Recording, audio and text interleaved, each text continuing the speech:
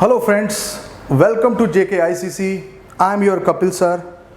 So guys, आज हम JKSSB account assistant के कंप्यूटर सेक्शन का जो पिछला लेक्चर था इंट्रोडक्शन टू कंप्यूटर, उसको आगे कंटिन्यू करने जा रहे हैं। सो गाइस, पिछले लेक्चर में हमने ये देखा था कि कंप्यूटर होता क्या है, उसके फंक्शंस होते क्या हैं।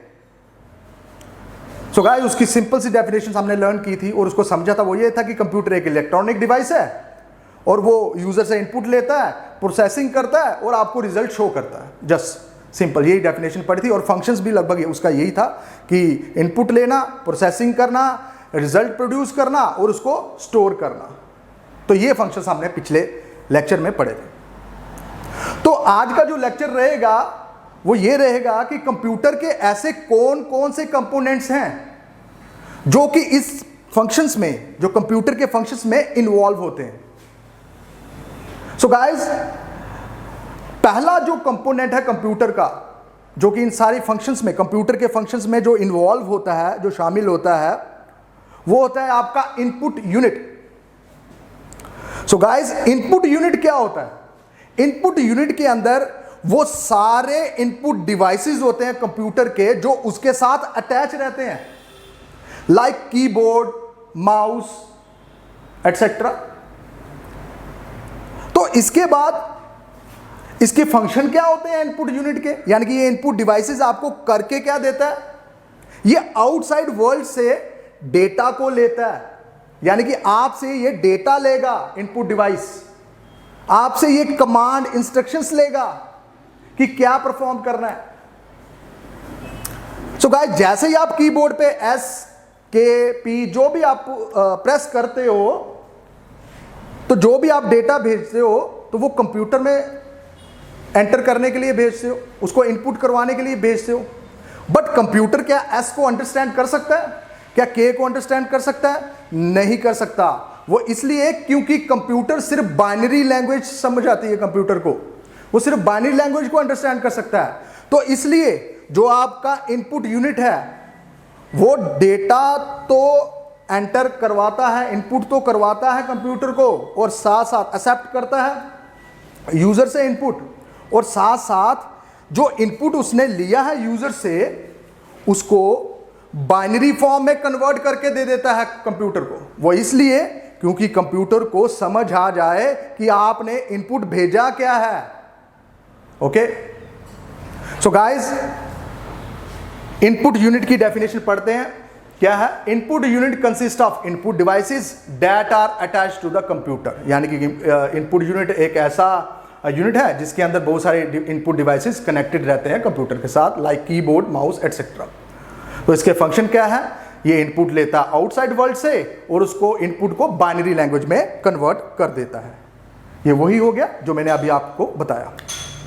अब जो सेकंड कंपोनेंट है कंप्यूटर का, one of the most important component, जिसके बिना कंप्यूटर की प्रोसेसिंग जो है वो नहीं हो सकती, वो है रैम। अब रैम का दूसरा नाम है मेमोरी, और उसको हम बोलते हैं मेमोरी यूनिट भी। अब ये जो मेमोरी है, यानी कि जो रैम है, ये टेम्परेरी स्टोरेज के लिए काम आती है। यानी कि जो भी आप डेटा पहले टाइम पे, फर्स्ट टाइम आप कंप्यूटर को इनपुट करवा रहे हो, वो डेटा पहले जाता कहाँ है? डायरेक्टली सीधा रैम में। रैम उसको कुछ टाइम के लिए स्टोर करके रखती है टेम्परेरीली, और आफ्टर सम टाइम वो डेटा इरेज हो जाता है। इसके पूरे प्रोसीजर के बारे में, रैम, रोम, जो हार्ड डिस्क, इसके पूरी हम वर्किंग पढ़ेंगे नेक्स्ट लेक्चर्स में। लेकिन अभी सिर्फ इतना ही कि मेमोरी जो होती है वो रैम होती है इसमें, और उसके अंदर डेटा जो टेम्परेरी स्टोर रहता है।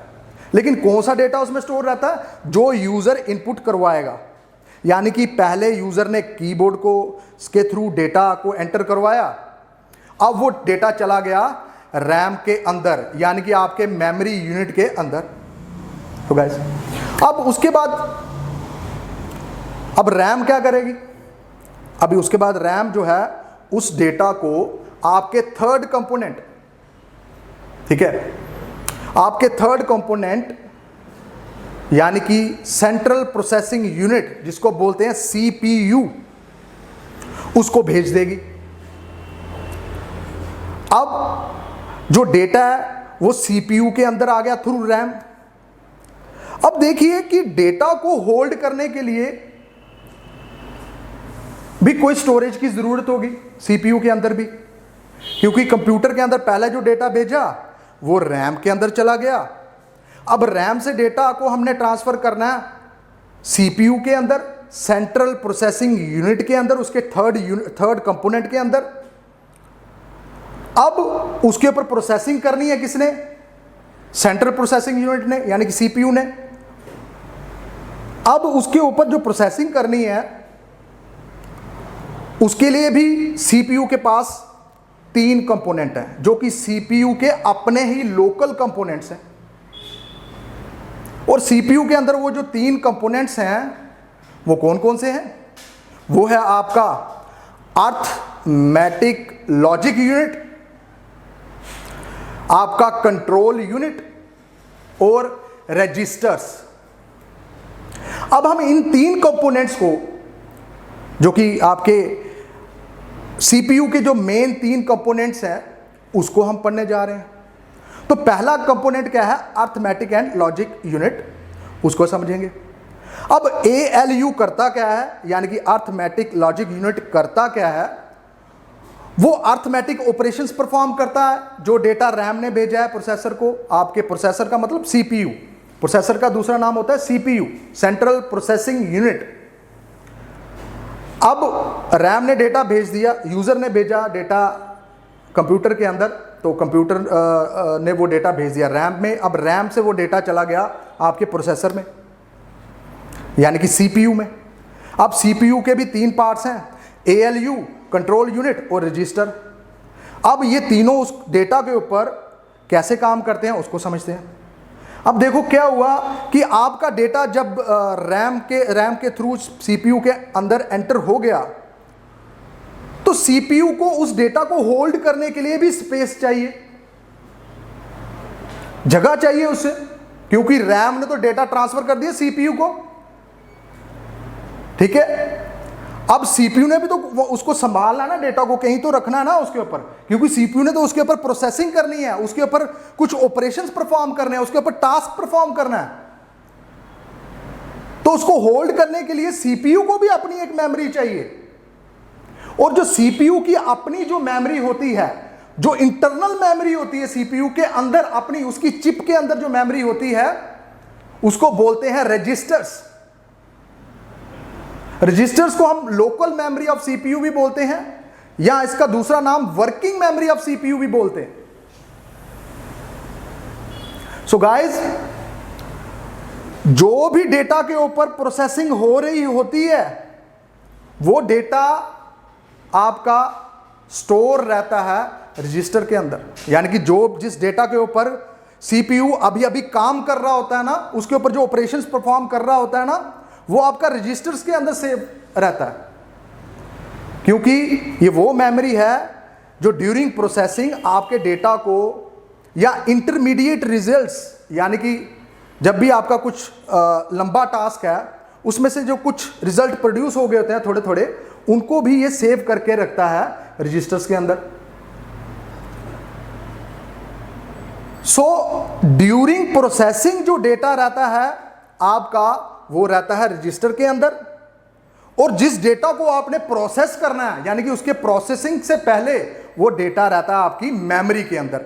ये फर्क है पहला, रैम में यानी कि मेमोरी में और रजिस्टर में। पहला फर्क क्या है कि जिस डेटा के ऊपर करंटली प्रोसेसिंग हो रही होती है CPU के अंदर, सेंट्रल प्रोसेसिंग यूनिट के अंदर, वो डेटा आपका रजिस्टर के अंदर रहता है।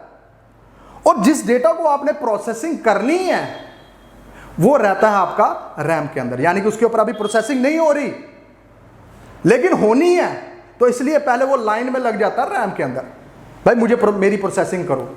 लेकिन जब उसकी प्रोसेसिंग शुरू हो जाती है, फिर वो डेटा को रैम जो है वो ट्रांसफर कर देती है, मेमोरी जो है वो ट्रांसफर कर देती है रजिस्टर्स के अंदर। ठीक है। अब उसके ऊपर सीपीयू कौन कौन से ऑपरेशंस परफॉर्म करता है उसे समझते हैं।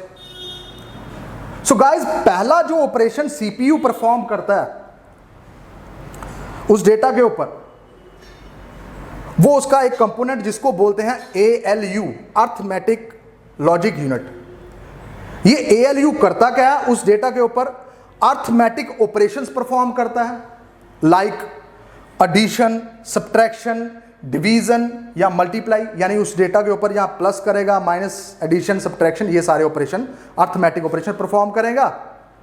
या कुछ लॉजिकल ऑपरेशंस वो भी परफॉर्म करेगा, क्योंकि ALU का मतलब ही यही है, अर्थमेटिक एंड लॉजिक यूनिट। यानी कि अर्थमेटिक ऑपरेशन भी परफॉर्म करेगा ये, और लॉजिकल ऑपरेशन भी परफॉर्म करेगा। अब ये लॉजिकल ऑपरेशंस कौन कौन से होते हैं?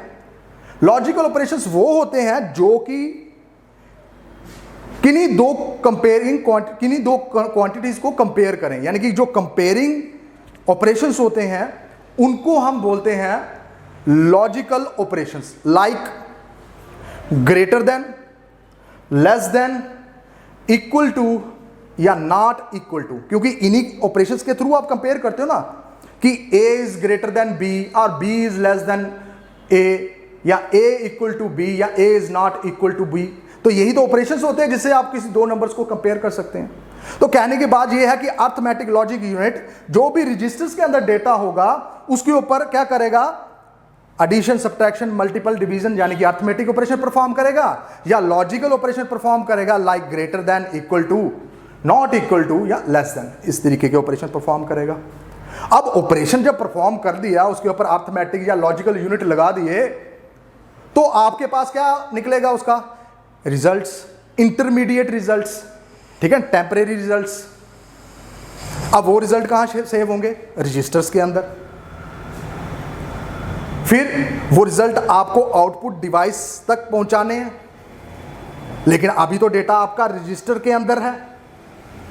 तो रजिस्टर क्या करेंगे, उस डेटा को रैम के पास भेज देंगे।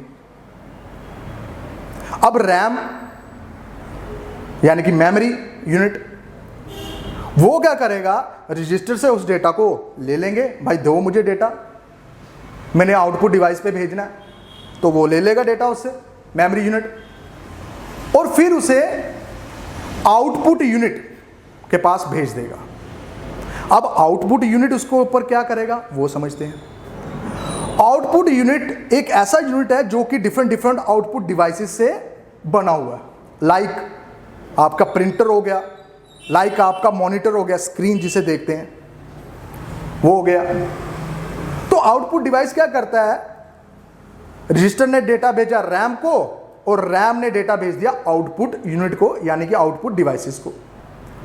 अब आउटपुट डिवाइस क्या करता है, आउटपुट डिवाइस क्योंकि कंप्यूटर का अंदर जो डेटा है वो था बाइनरी फॉर्म में, अब आउटपुट आपको शो करना है, outside the world output show करना है, लेकिन आपको 010101 ये लिखा हुआ अगर आपको दिखेगा इतना लंबा चौड़ा, तो वो आपको दिखेगा, आपको समझ लगेगी कि क्या है वो, आपको उसका मीनिंग नहीं पता चलेगा क्योंकि वो मशीन लैंग्वेज में है। तो आउटपुट यूनिट का एक फंक्शन बहुत ही इंपॉर्टेंट होता है, वो क्या करता है कि एक्सेप्ट करता है डेटा फ्रॉम द रैम और उसको ह्यूमन रीडेबल फॉर्म में उसको कन्वर्ट करके रख देता है, ताकि आप उसको समझ सकें कि उसमें लिखा क्या है, उसका आउटपुट क्या है। सो गाइज, ये सारे कंपोनेंट्स है हमारे कंप्यूटर्स के, इनपुट यूनिट, सीपीयू के अंदर 3 कंपोनेंट्स उसके फर्दर कौन कौन से, ALU, कंट्रोल यूनिट। अब कंट्रोल यूनिट जो है उसको भी समझने की कोशिश करते हैं, ये कंट्रोल यूनिट करता क्या है। अब देखिए, आप जो भी सिस्टम के अंदर फंक्शंस परफॉर्म कर रहे हो, यानी कि अर्थमेटिक लॉजिक यूनिट अगर परफॉर्म कर रहा है एडिशन या सब्ट्रैक्शन या कंपैरिजन या कुछ भी, आपने जो भी इंस्ट्रक्शन भेजी एक पर्टिकुलर सीक्वेंस में भेजी होगी। अब एक सीक्वेंस में एक के बाद इंस्ट्रक्शन जो है वो एक पर्टिकुलर सीक्वेंस में प्रोसेस होनी चाहिए, और ये कंट्रोल यूनिट क्या करता है, इस बात का ख्याल रखता है कि आपकी जो पर्टिकुलर इंस्ट्रक्शंस हैं वो एक स्ट्रीमलाइन वे में, एक स्मूथली वे में रन हो रही हैं कि नहीं। वो कंट्रोल करता है डेटा को सीपीयू के अंदर जाने से और सीपीयू से बाहर आने से। ये कंट्रोल यूनिट कंट्रोल करता है मेमोरी के अंदर डेटा जाने से और मेमोरी के अंदर से डेटा बाहर आने से। ये कंट्रोल यूनिट ही कंट्रोल करता है डेटा को इनपुट डिवाइस से मेमोरी के अंदर जाने से और मेमोरी से आउटपुट डिवाइस पे जाने से। तो यानी कि जितना भी आपका कंप्यूटर की फंक्शनैलिटी है, जो पूरा का पूरा कंप्यूटर सिस्टम है, उसको कंट्रोल करता है आपके सीपीयू का कंपोनेंट कंट्रोल यूनिट। तो ये था आपका कंट्रोल यूनिट। सो गाइस, हमने सारे के सारे जितने भी आपके कंपोनेंट्स थे वो हमने आज डिस्कस कर लिए। अब उसके बाद एक कंपोनेंट लास्ट वन था हमारा स्टोरेज यूनिट। अब ये स्टोरेज यूनिट क्या करता है? सो गाइस, इसको भी हम पढ़ते हैं। देखिए, ये जो स्टोरेज यूनिट है ना, जब आपके पास रिजल्ट आ गया, जब आउटपुट प्रोड्यूस हो गया, अब आप उसको सेव करके रखना चाहते हो अपनी हार्ड डिस्क पे परमानेंटली, ताकि वो डिलीट ना हो जाए आपका रिजल्ट। तो जो परमानेंटली डेटा को स्टोर करने के जो काम आता है वो है आपका storage unit. For example, storage unit की अगर मैं लूँ आपके कंप्यूटर के अंदर या आपके लैपटॉप के अंदर, तो स्टोरेज यूनिट जो मेन स्टोरेज यूनिट काम करता है वो इसका जो वो होता है हार्ड डिस्क, क्योंकि हार्ड डिस्क में डेटा परमानेंटली सेव रहता है। अब मैं आपको इस पूरे प्रोसेसिंग की, इस पूरे के पूरे कंपोनेंट्स की वर्किंग एक सिंपल सी लैंग्वेज में समझाना चाहता हूं। अब डेटा रैम में कब कब जाता है? पहला तो मैंने बोला कि यूजर जब भी कीबोर्ड के थ्रू या कोई भी इनपुट के डिवाइस के थ्रू, माउस के थ्रू डेटा रैम के अंदर जाता है। और दूसरा, रैम के अंदर जो डेटा जाएगा वो हार्ड डिस्क के थ्रू भी जाता है, यानी कि स्टोरेज यूनिट के थ्रू भी जाता है। वो उसकी एग्जांपल मैं बताता हूं, क्योंकि मैंने आपको पहले ये क्लियर किया था कि इनपुट डिवाइस के थ्रू डेटा जब इनपुट करवाया आपने, तो इनपुट डिवाइस ने उसे भेज दिया रैम में। अब एक और तरीका होता है रैम के अंदर डेटा जाने का, वो थ्रू होता है आपके स्टोरेज यूनिट से आपके रैम में, आपकी मेमोरी में डेटा जा रहा है। अब वो कैसे जाता है वो भी बताते हैं। अब देखिए, आपका जैसे कि आपने स्टोरेज यूनिट है, आपकी हार्ड डिस्क है, आपने इंटरनेट ब्राउज किया, आपको कोई सॉन्ग अच्छा लगा, MP3 कोई भी गाना आपने डाउनलोड किया MP3 फॉर्मेट में या MP4, जो भी आप करना चाहते हो वो आपने डाउनलोड किया, कोई पिक डाउनलोड कर ली या कुछ भी कर लिया। अब गाना तो आपने डाउनलोड कर लिया, डाउनलोड करने के बाद वो सॉन्ग जो था आपका किस में आ गया? आपकी हार्ड डिस्क में सेव हो गया। आपने देखा डाउनलोड्स में, तो वहां पे सेव पड़ा हुआ गाना, तो वो अभी एज जस्ट स्टोरेज यूनिट में पड़ा हुआ है आपका सॉन्ग। लेकिन जब आपने उसको प्ले करना है, उस सॉन्ग को, आपने उस सॉन्ग को क्लिक किया उसके आइकन पे, ठीक है। अब जैसे आपने क्लिक किया तो वो जो गाना था ना, वो गाना था जो उसका जो डेटा था गाने का, वो आ गया आपकी रैम में, क्योंकि मैंने बोला प्रोसेसिंग से पहले डेटा किस में जाता है? रैम में। अब डेटा आ गया, पहले तो हार्ड डिस्क पे था, डाउनलोड करके रखा, हार्ड डिस्क में था, क्लिक किया तो उसकी प्रोसेसिंग शुरू हो गई। आप अपने जैसे माउस को जब आप क्लिक करते हो तो आप देखोगे आपके माउस के साथ एक सर्कल सा घूम रहा होता है, उसका मतलब होता है प्रोसेसिंग हो रही है उसकी, प्ले होने से पहले, ठीक है। और प्ले के दौरान भी प्रोसेसिंग हो रही होती है उस डेटा की। अब आपने जैसे उसको क्लिक किया तो गाना आपका प्ले होना शुरू हो गया, ठीक है। अब गाना प्ले होने से पहले कुछ fraction of second of time वो जो डेटा था वो चला गया रैम के पास। अब रैम क्या कर रही है? हार्ड डिस्क से थोड़ा थोड़ा डेटा उठा रही है और आपके सीपीयू को, यानी कि प्रोसेसर को भेज रही है। अब प्रोसेसर के अंदर बैठ पड़ा हुआ आपका रजिस्टर, और रजिस्टर उस गाने का हिस्से को प्ले करवा के during processing, currently processing data, मैंने बोला रजिस्टर के अंदर वो डेटा होता है जो करंटली प्रोसेसिंग हो रहा है, यानी कि जो चीज प्ले हो रही है एट द टाइम आपको सुनाई दे रही है या दिख रही है, वो अभी रजिस्टर के अंदर प्ले हो रही है। अब वो बारी बारी से प्ले होती जा रही है, ठीक है, और फिर आपको आउटपुट उसका रैम में आ रही है फिर से, और आपको उसका रिजल्ट आपके आउटपुट डिवाइस में दिख रहा है। So guys, this is the simple example जो कि मैंने आपको दी कि कैसे कोई भी इनपुट डेटा रैम के अंदर जाता है थ्रू हार्ड डिस्क और थ्रू यूज़र, थ्रू कीबोर्ड और थ्रू माउस, और फिर उसके ऊपर प्रोसेसिंग जब होती है तो वो रैम के अंदर जाता है।